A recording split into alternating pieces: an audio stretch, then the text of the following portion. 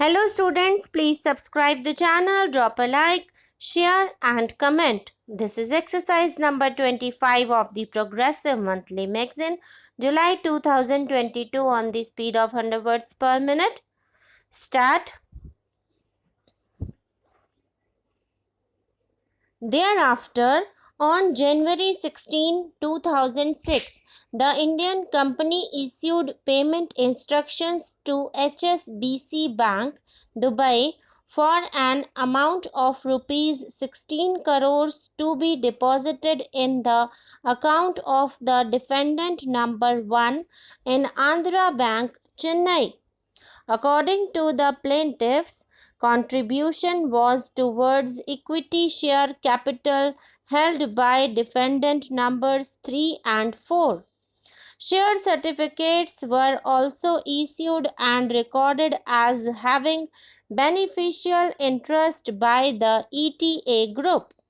Later, on March 6, 2006, the Indian company received further investment through 4 demand drafts amounting to rupees 3 lakhs from defendant number 12, which was recorded as beneficial interest of the defendant number 2.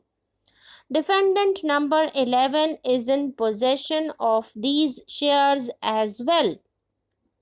It has been further stated that between December 2005 and March 2006, a total sum of rupees 16 crores had been received by the Indian company from defendant numbers 12 and 2 towards issue or allotment of shares.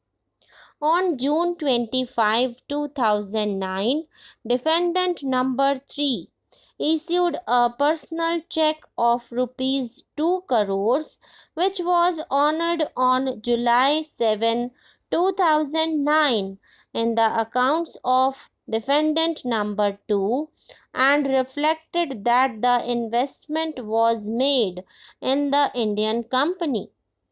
On June 28, 2009, a further investment was made in the Indian company by defendant number 12 to the tune of rupees 2 crores through payment instructions to Emirates Bank to debit the same, which was actually credited on July 1, 2009.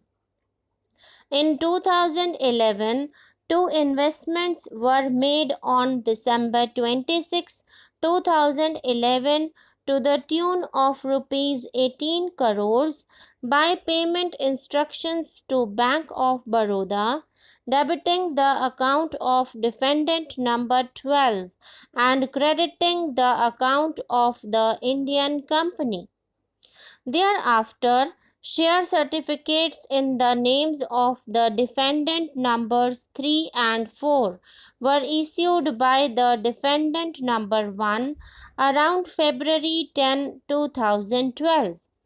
The plaintiffs also stated that defendant numbers 3 to 7 admitted and acknowledged that defendant number 2 had a beneficial interest in the share certificates of the Indian company issued in their names.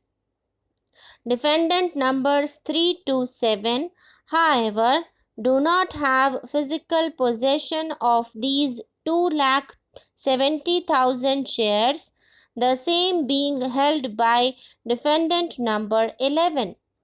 It was also contended in the plaint that defendant blank had share transfer forms of the company.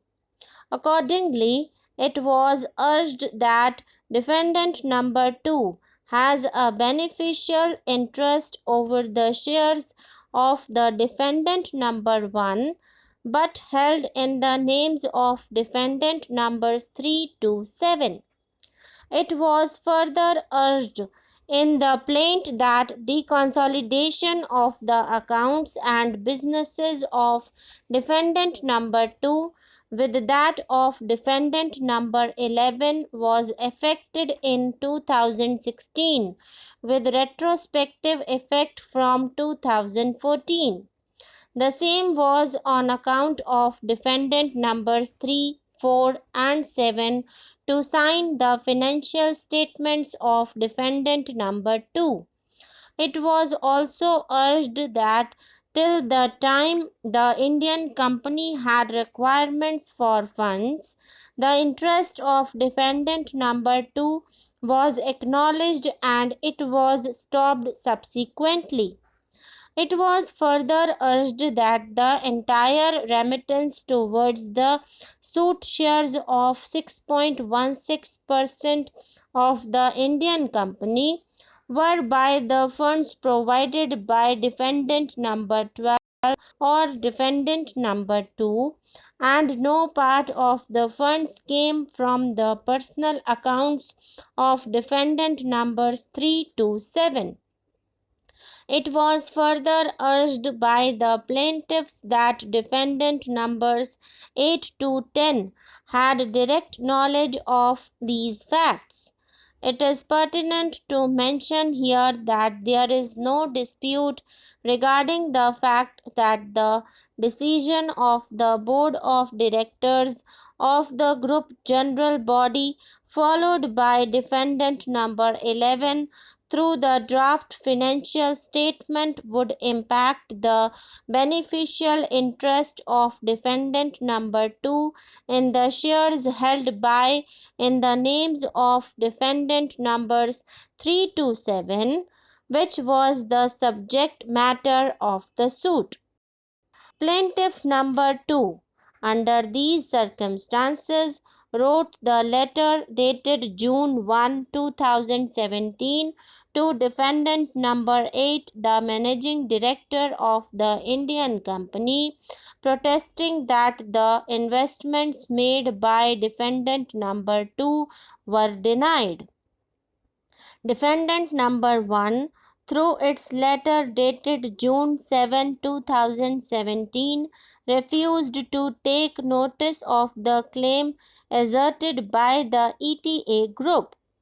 Plaintiff number 2 thereafter sent another letter dated June 12, 2017 to the Indian company addressed to the managing director of the Indian company, giving details in support of the claim of the ETA group. He also called for a meeting in person. However, defendant numbers 8 and 9, along with other directors of the Indian company, failed to attend the meeting proposed by plaintiff number 2.